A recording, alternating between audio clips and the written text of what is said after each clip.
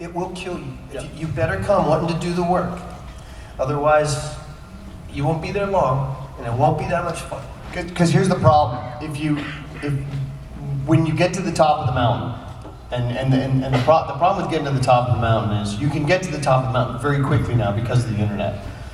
When you get to and it's just like being a mountain climber. When you get to the top of the mountain, there's nothing to hold on to. There's nothing around you but air, and it's just like that with being famous. You think that once you get famous, it's gonna fill this void inside you, or all of a sudden, all of that love is gonna make you feel a certain way, and it's gonna fulfill you somehow, but it doesn't. There's nothing there at all. So you have to make sure that you are driven by something else. If you're driven by fame, fame is empty. Fame is hollow. Fame gives you nothing back. And the problem with the internet is people see it as a way to just get famous. And if that's all that's driving you, it is a hollow victory, and it will lead to your destruction. There was a poll taken recently, but it was in my country, so the math is questionable. I beat him to it that time. Written in crayon. See how that works? Right, written in crayon, all that. But they interviewed young kids of high school and middle school age, and they said, "What do you want to be when you grow up?" And 80% of them said, "Famous." And they didn't say why, and they didn't say how. They just said, I want to be famous." Right. And they're actually, it has a name now, that syndrome. It's called Kardashian syndrome. Very well. That may or may not be true, but you clearly get what I'm talking about. And they just want to be in some kind of spotlight, because now, everybody can make a movie. Everybody's got a thing. And so what famous is kind of a different, it's constantly, it's liquid, it's evolving, it's changing. And I guess my concern about any of it is they need to know, and listen to people that got famous before you did, because that's what I did. I met people that were famous before me, and I listened to them, what's it about, what's it like, you gotta tell them that it's what Jason said, there's no there. You open the box when you're famous, you think there's gonna be that great thing, and it's just not there. It's just you, and your work, and your friends, or hopefully your friends. A lot of times it'll be the people that call themselves your friends, that think they're your friends, come in your house and steal your shit. They're not your friends. Still your videotape. What? No, but there's no videotape. There is no. No. None. No. We'd have to find a beta player to get it going.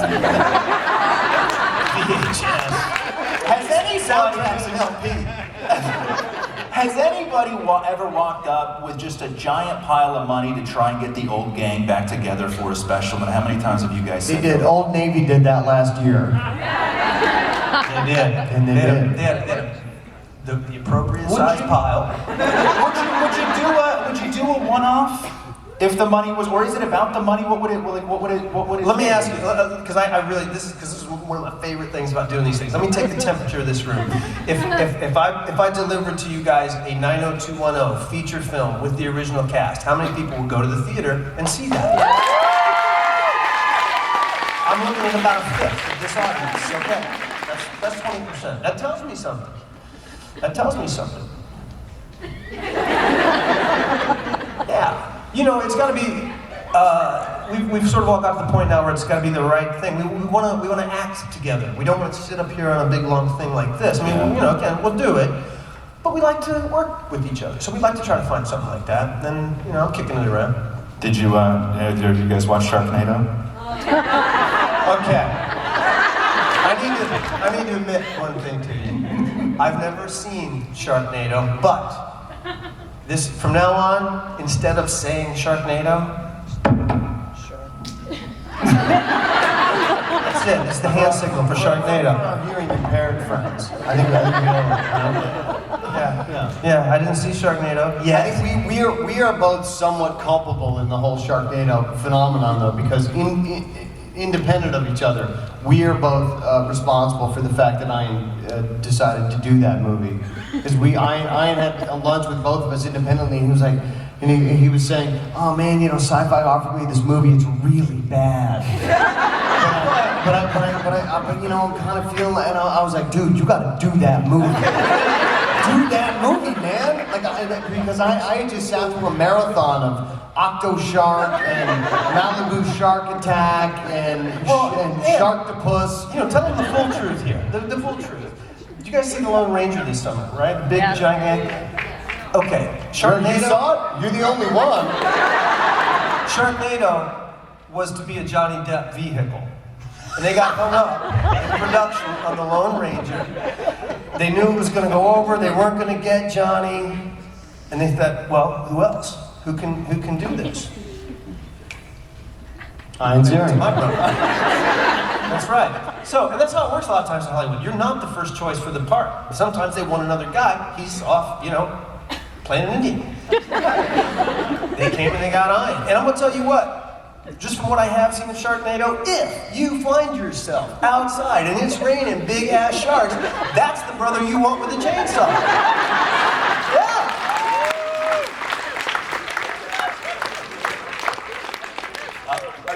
Jason, are you doing a book? Reading a book? No. Yes, I'm doing the novel version of Sharknado right now. It's going to be exciting.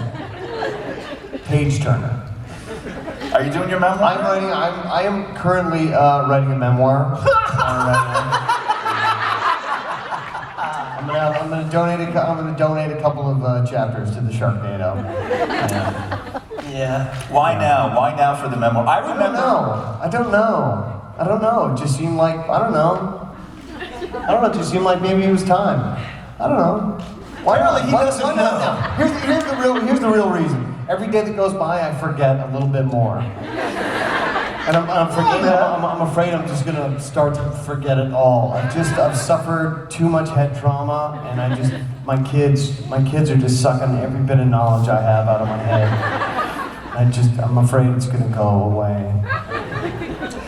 He was educated in I was educated in Canada. Yeah. Just in case Throwing that out you there. guys missed that. Yeah, you were beating me with that at the beginning of this talk, and then you proceeded to say, I don't know, 5 times in a row.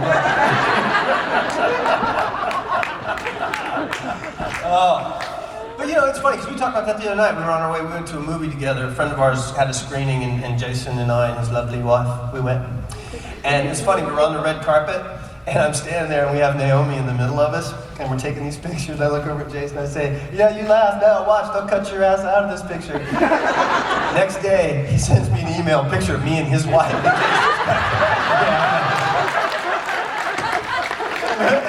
And we were laughing, we knew at the time it was happening. This is what's going to happen. Laughing at the time. Of course, so there's Luke and my wife, and then next to it there's a picture of me and my wife. I was like, what?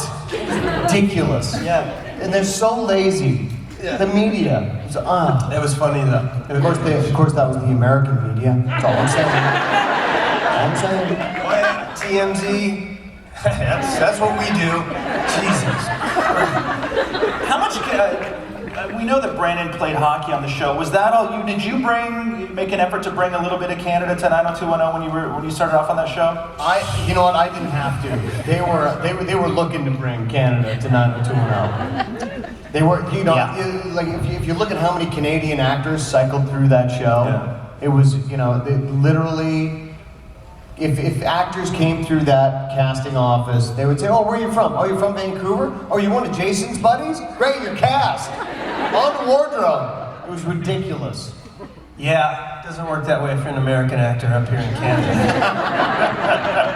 You guys know about that, right? Or you don't? You guys, the actors union here is kind of like public welfare. Yeah, it is. If you come to Canada as an American producer, you can only bring like one American actor, and for every American actor, you have to hire, you know, these other Canadian ones. And I'm just saying, it doesn't work that way. You know, it doesn't work for me to come up here and work in Canada like that. So. Canadian actors have a bit of an advantage. I want to say to all you young actors in this room that feel like you got to go to Hollywood, don't. Go to Vancouver. You'll get there faster. You'll actually get to Hollywood faster if you go through Vancouver. You learned it here. When's the last time you watched an episode of 90210?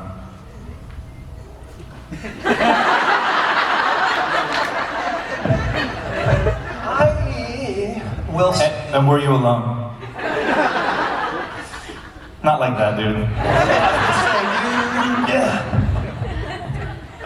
I walked in and my kids had an episode on the TV. Which episode was it? We were at the Walsh House. It was the one where I was. Well, that narrows it down. Yeah, I'm gonna tell you, we were in the back. I was working on my car. I was underneath the car. You went up to do something. I roll out from under the car. I look up. I see Shan, one of them kind of deals. And my son's like, "Look at you, Dad." That's all he said. It's so funny. My son simply goes, "Look at you, Dad." Switch. That'd be the saddest story I've heard in a week. Oh, it's funny though. I've seen my kids sit there, you got 8 gazillion channels now, and I've seen my kids flick by me, and then I'm on another channel, and flick right by. Different movies every time. Yeah, flick right by. It's so funny. Jay. Last time I saw an episode of 902, and I'm going to say 2004. Really? How many years is that? That would be 9 years ago, sir. Well said.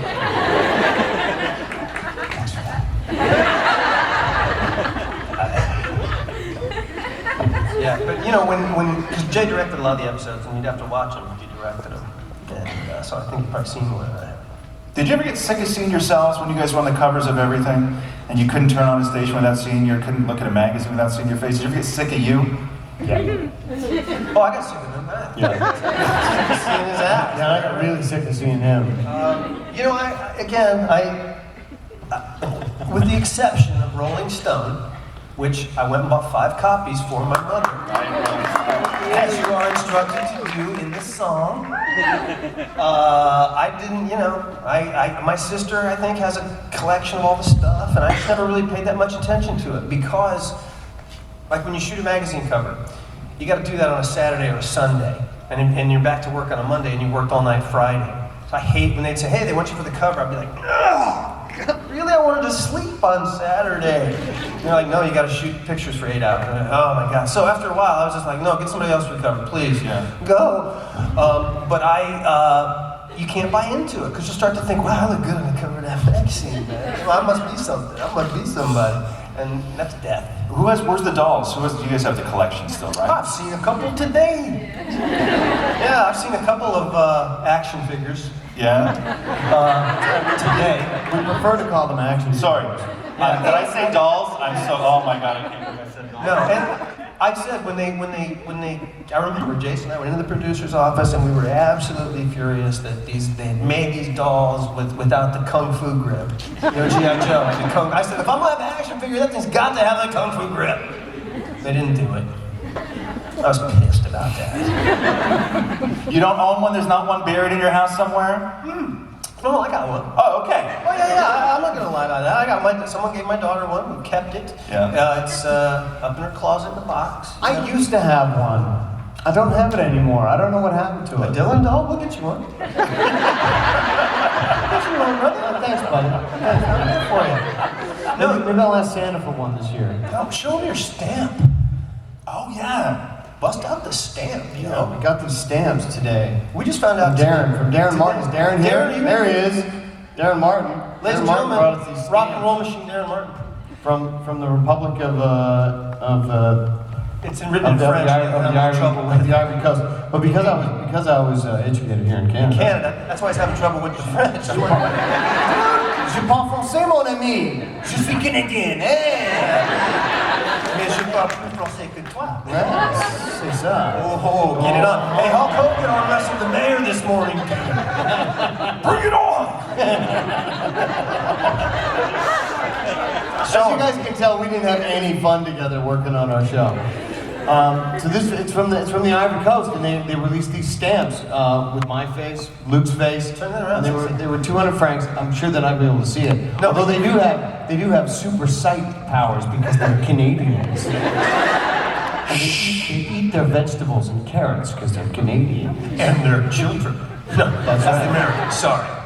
We eat our young. Because eating poutine gives you supersonic sight powers. Yeah, man. Yeah! But anyway, we just found out today, you were talking about the different things, the dolls and the action figures and whatnot. We just found out today they made us into a postage stamp in this country. Country that I have only recently heard of, never been to.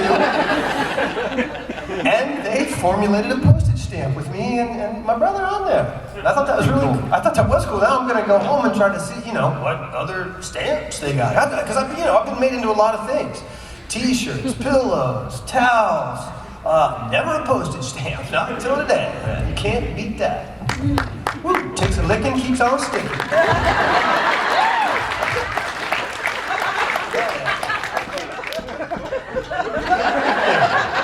Before we wrap up, what's the Impressed with yourself. That's how we do that.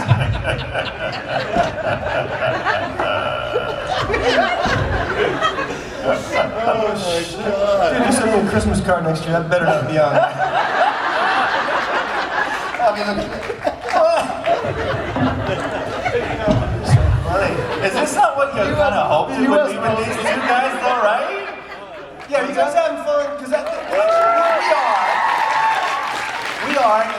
But we're not here for us to have fun. We want you guys to have fun. And ask all the stuff you want to ask. And But I don't think you guys get this. I think there's a part of this that you don't get, which is what is fun for all of us is to just sit and watch you two guys goof. Like that's to know that it's real and that it's here and that it's not bullshit. This is what people want.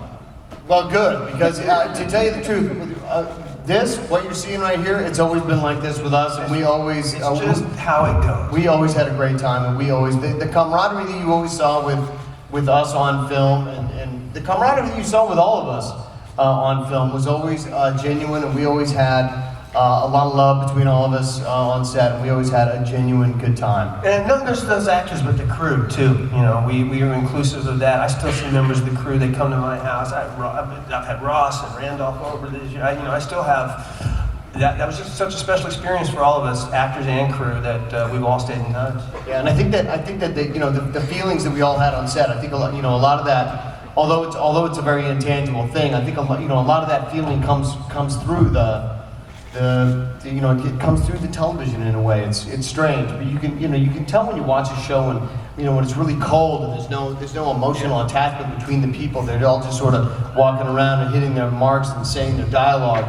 You can feel it. It feels cold and it feels. I noticed today when I was looking at some of the pictures people were bringing up, and they have all these cast photos of us. And it's great because we're all touching each other. I got my hands in Jenny's pocket, and Shannon's got, we didn't care. We were just a big, young group of people, and we were hanging on to each other for dear life. You can see it in the photos. It's Yeah. You're like, whose hand is that? And you gotta follow the article. Oh, that's Brian. Oh, yeah. Why does Brian have his hand in my front pocket? Really? Is that a roll of quarters in this? No, it's not. Happy to see you, bud. But yeah, we were all very.